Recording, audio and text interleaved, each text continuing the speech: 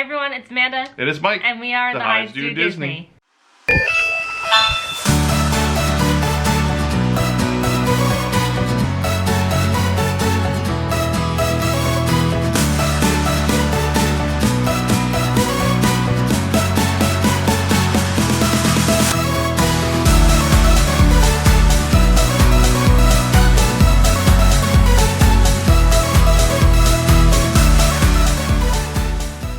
Hey guys, welcome back to the channel. Today we're going to continue our conversation on pandemic in the park. So today we're going to kind of talk about actually entering into the park. Last video we talked about transportation to the park, the different types of transportation you can take and what protocols are using. Video will be in this area, vicinity. Down there, all the places. All the places. So now we're going to kind of continuing on, like kind of getting into the park and what kind of things we saw, other protocols that they put in place to keep you safe while you're in the park. Yeah.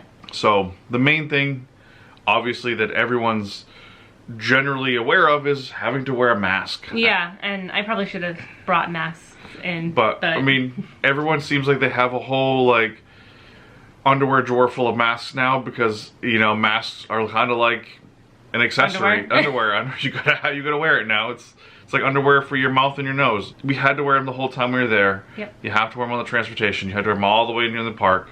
They will stop and send certain people out without the proper mask. So you can't have a balaclava, which is the one that kind of pulls up over your neck, over your face. Yeah, you can't have ones with like the air vents. The little air vents. They technically are supposed to go loop around your ears. They can be the ones that have like an elastic that go around the back and tie. That's okay. Or if you have like an ear saver, which I know that some of like the bigger vloggers that you see in the parks, you guys know exactly who I'm talking about if you watch other Disney vloggers, have the ear saver, so they actually kind of go like here and then like tie in the back. But as long as your nose and your mouth is covered and there are ear holes.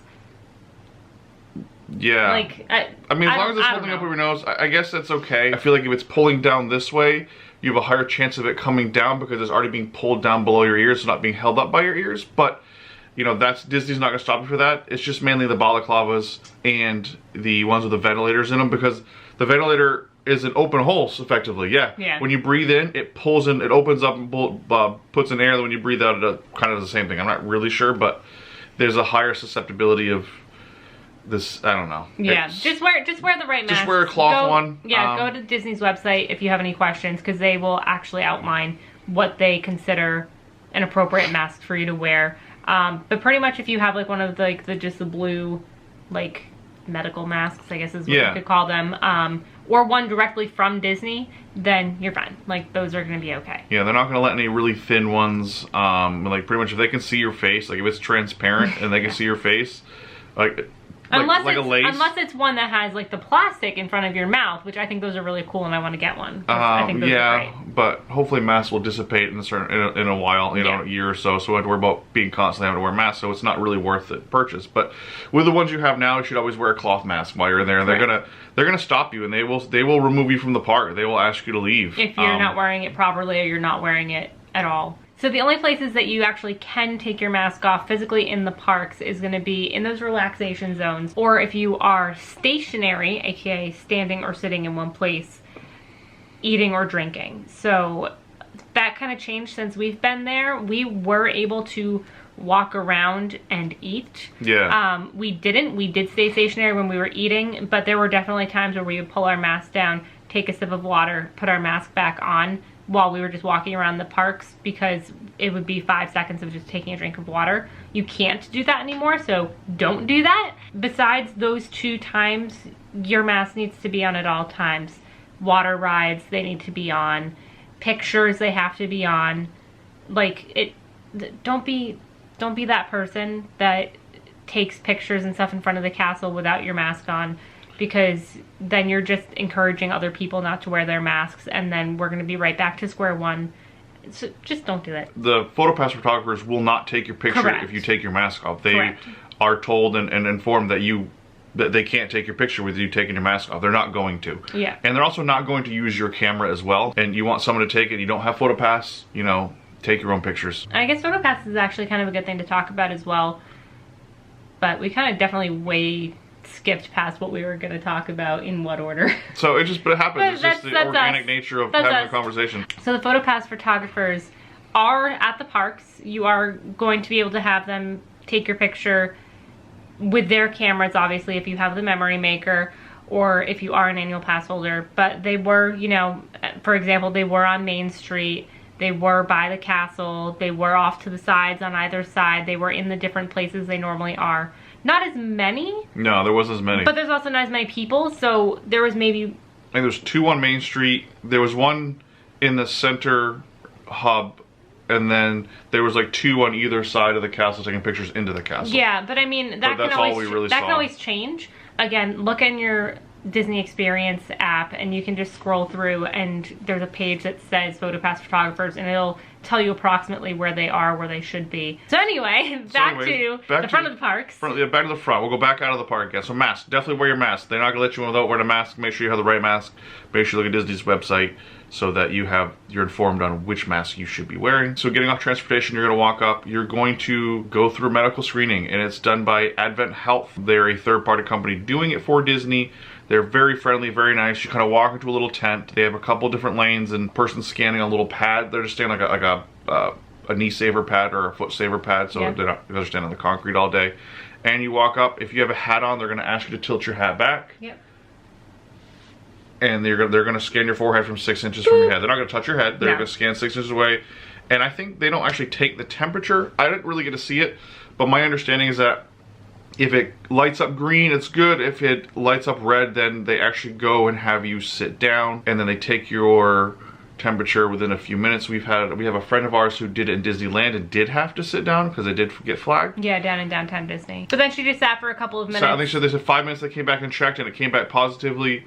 And they allowed her to go into downtown Disney. So it's the same process because they're using the same company. Yeah, but it could have just been, you know, that because she was outside for an extended amount of time, or, you know, there might have been an issue with the reader, or there's a bunch of different reasons why. I didn't see anybody that wasn't able to go in. I saw a couple when I went to Epcot, when I dropped off, when you took the bus and I went and got the car. There was a couple that were sitting, and I think one of them was flagged, but they were just sitting there. They were having a cup of ice water, and they were just standing there chatting with them. You know, they were distance obviously, because they have separate tents for you to go into. And then they scanned the people, and they got up and they went to the park. Yeah, because obviously Disney wants you to be able to go into the park. If you're healthy and it does get flagged like that, they want you to go into the park as long as you're not actually sick. So they're going to work with you to let you be able to go in if you actually are able to go in. I mean, it's the middle of the summer. It's gonna be hot. It's hot out. You probably have a high potential to having a high, surface temperature on your body because the sun's beaming down on you. There's a potential for you to get flagged for that. Yeah, but just like, for example, so we stayed at the Contemporary, as you guys saw in last week's video. Woohoo, Contemporary. And so we walked to Magic Kingdom one day.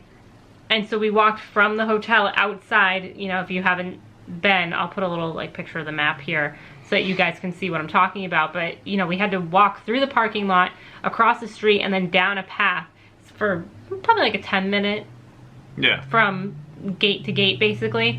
And we had no problem. We weren't flagged at all. So, obviously if you were outside for an extremely extended amount of time, maybe that would be different. But I honestly would not worry about that. And if it does get flagged, then just sit for a couple minutes and enjoy a nice refreshing cup of water. Yeah, and at least they're just going to keep an eye out for you and for everybody else. Exactly. Because it could be a sign of something else. That you don't know. That you don't know. After that, you literally walk right into security. Security is the next step. So it's literally 3 phases. Temperature, security, tickets. So security is different. Which is great. I think it's amazing. You don't really have to take anything out of your pockets. They do ask, I think it's umbrellas, large electronics, like if you have an iPad, which I don't know why you're bringing an iPad to Disney. There's no fireworks, so you don't need to bring it in. Obviously younger kids are going to have, tablets that they get distracted and need to be occupied, so that kind of makes sense. And then aerosol cans. Sunscreen and sunscreen spray cans like that. They're gonna ask you to take those out, but everything else just stays in your bag, in your pockets, and you walk right through the metal detector. And then if you beep, obviously they scan you again. Mine did. They actually didn't scan me again. They had me physically take everything out of my bag.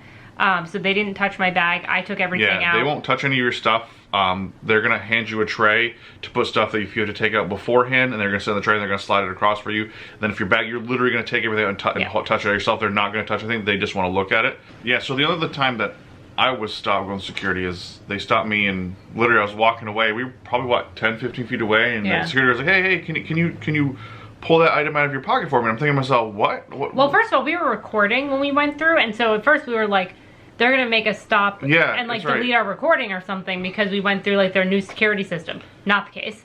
So they actually asked me to pull what was my pocket, and he pointed to, it was my right pocket, which is where I carry my wallet. And this is my wallet. It's just a little money clip, you know, and there's a little clip up here. I just clipped this on my pocket, and so this kind of sticks out. So maybe he thought it was like a knife or something. And once I pulled out, I was like, "Oh, I'm so sorry.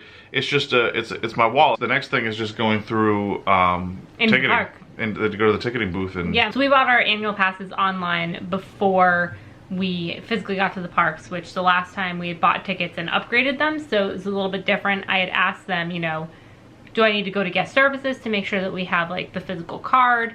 And they were like, no, you don't need to do that. We did. Yeah. So which was fine because we just went to a regular ticket booth and they filled it out for us, wicked easy. But then once we did that, so once you actually have your ticket. Yeah, they had to activate the annual passes itself because they're not activated until they activate them. So you go to the park. So you just can't badge in to get in. Which is what we had been told that we could do. But it's all good. It was there's not a lot of people. Actually, there was nobody waiting. So it was like, the lady that helped us was very polite. Yep. But literally, they're not doing the fingerprint anymore. So you literally just go in and do the badge your wrist, your band, however you do it. The card, if you carry the card still, and it just gives you the red ring. The red ring? I'm sorry, I'm thinking of Xbox. I'm sorry, the green ring. Red ring of death is where it came to my mind. Gives you the evil red ring. You're going to die. No, just kidding. Yeah, it gives you the green ring and the nice little chime, which I'll put in here because I actually have a copy of it. And that's literally, that's it. That's how you get into the park. There was no lines to get into the park. It's literally, and people are going in, just going through. We didn't get to the parks before rope drop, which we've done before, and there's obviously a ton of people waiting. I knew that we weren't gonna have to get there super early to do all the rides that we wanted to do. So that wasn't an issue, but we got there, I think on our first Magic Kingdom day, we got there pretty close to 9. It was probably like 9:10 or so, 9:15, and there was nobody waiting. Like, there were people down Main Street, but there was nobody waiting to get into the parks. Yeah. We got right off the monorail. So the only thing you have to just think about is you have to follow the 6-foot distant markers on everything. So going through the temperature scan, there's 6-foot markers all the way through that. Up to bag check. So once you go all through those ones, then you go through bag check, and then there's a bag check markers you got to stand on, and then going through the ticket booth, you have to do the same thing, and that's pretty much to keep everybody 6 feet apart. In the parks though, like I didn't feel like it was busy at all. Like, it's weird. It's weird. Like, you get in there and you're like, there's nobody. I think we whispered that every time we walked in, like nobody's gonna, like, we were trying to be secretive about it. Yeah. But literally, there's nobody. Well, it was weird because, like, typically you walk through. Yeah, like, let's say walking into Magic Kingdom. You're walking underneath the train station. You're literally shoulder to shoulder with people, like, 10 abreast. Like, just people just flowing in the park. Especially at going the beginning both ways. Yeah, going beginning of the night, end of the night. And we, maybe 1 or 2 people with us as we walked underneath. And then you walk into the front of the park and you're just like, there's not anything going on. Like, the first morning that we were there, it was the first, it was the second Saturday that Magic Kingdom was open. They had opened a week beforehand. And so, obviously on the weekends, the parks are going to be busier because there's going to be more locals that are there. There were definitely people there, but as you can see, there just wasn't that normal heavy crowd level of people. Like, there were definitely people that I felt were walking a little bit closer than I personally would have liked, but they were either walking past us or we were walking past them. It wasn't like they were walking this close to us at the same distance the entire time. You either have people that are not moving very fast or people that are moving very fast. So you have like a lot of- normal day, just with like But most of the time, if you're walking on the sidewalk and they were coming at you, one of you would step down off the sidewalk and give them the space. So the other time I think both of us kind of noticed it and kind of felt uncomfortable was at Disney Springs when we met Let's Find Fun, John and Corey from Let's Find Fun, about Saturday night. Excuse me. It was very packed in there. That felt like a normal Disney Springs. Yeah, and again, I think it was because it was the first weekend that all 4 parks were open, and so there were more people there because there was more people traveling in like we were, and I think that might have been part of it. And I think also part of it is people that had planned their vacation for that week but maybe weren't able to get tickets or couldn't get park reservations or something like that, but they kept their hotel, and so their only place they could go was Disney Springs. I don't know. I kind of disagree because I felt like the clientele of people that were there were locals. Like they weren't like groups of people they weren't parents and kids. There was still not a lot of kids there. There was more kids than there were in the park, but it wasn't like these were family groups traveling around. No, these were. I felt like there were couples in small groups of teenagers, mid-20s, people just trying to get out and do something and be social because of... And again, maybe it could be because they couldn't get past reservations and they wanted to get some Disney in, or they wanted to go out shopping because they are locals and they wanted to, for them it's like a local outlet. Like we go to our local outlet. So I mean, that was the busiest time. I mean, I wasn't saying like, oh my gosh, I'm freaking out. I'm not one of those people. But it was uncomfortable. Like I remember standing around with John and Corey, and then friends of theirs that ironically I also follow on Instagram and stuff. So hi, Aaron. But we were standing like in a circle of the 6 of us, and it was just like we were kind of like a rock in the middle of a stream of salmon. Yeah, there was people going. There was a lot of people. That courtyard is usually pretty busy, but it was still pretty busy. So that was really weird. I think that was the most busiest spot. What I think Disney needs to do is to set a certain amount of people allowed in Disney Springs as well to keep the ability to social distance. I agree. I think what was happening is like you had to be temperature checked when you went in. Yep. But there was no like counting of numbers of people.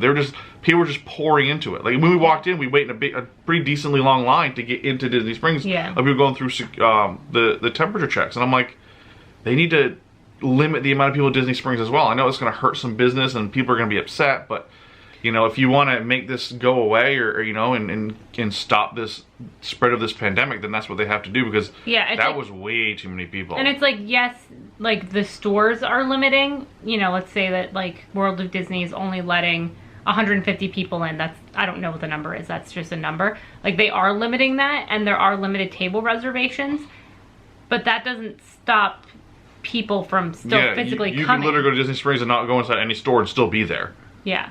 So. But then the next night, so Sunday night, we also went to Disney Springs because we wanted to buy stuff for the giveaway, and we actually ended up going to like the Coke bar. We had a fantastic time, and there was nobody there. So, and I've heard from other people that are there because they're locals and such that Saturdays have been absolutely packed at Disney Springs, but the rest of the week it's been fine. So I guess just if you can, don't go to Disney Springs on Saturday. If you're uncomfortable, don't go on Saturday. Most people were wearing masks kind of properly. But I felt like of all the places that we went on our trip, there was the most people not wearing their masks the right way. Either like I'm wearing a mask, or no you're not, or hanging off their face like this when they weren't eating, or. But I mean I don't know. It's Disney's property, and I think they need to take care of it, but I'm not gonna go throw a big stink about it. I just think they should be a little more conscious of it. Yeah, but that was the only time that we felt somewhat uncomfortable. Yeah. But then we moved to, it was late at night too. It was like 8:30, and most everything was closing between 9 and 9:30, 10 o'clock. And so we went and we got our dinner with John and Corey and sat at Chicken Guys and had a great time. The tables were distanced, and then by the time we left, there wasn't that many people there. Well, yeah, because everything was closed. Yeah, we closed. Chicken Guys closed while we were sitting there. Actually, I think we were one of the last people to go into Chicken Guys for the night because they were closing, and people are being jerks about it. But that's neither here nor there. You'll see that in another video. So thank you guys so much for watching. In our next video, we will definitely be going into kind of some more stuff about the crowds and talking about what it was actually like being in the parks, because I know we kind of like hinted at stuff. Yeah, we'll talk about some of the park, like what it's like to be in the parks, getting on the rides, getting food, getting around the park, that kind of stuff. Like what it felt like to walk around in the desolate land of Disney parks, because that's kind of what it felt like. It was really weird and kind of post-apocalyptic. Yeah, I know things have obviously changed a little bit since we've gone, because it has been a month since we were there. But from our experiences and what we were able to do, we can tell you, you know, how the wait times were when we were there. You know, your mileage is going to vary. You might not get boarding group 4 for Rise of the Resistance and be able to ride all the rides you want in a 3-hour time, like in our Epcot video. Yeah. But again, make sure that you are subscribed.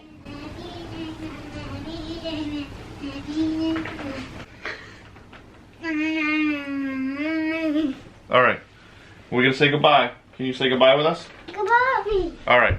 So again, make sure that you are subscribed to the channel. If you want to see more from us, ring that notification bell, because we do have videos coming out every Monday and Thursday, and for the foreseeable future, apparently on Saturdays now.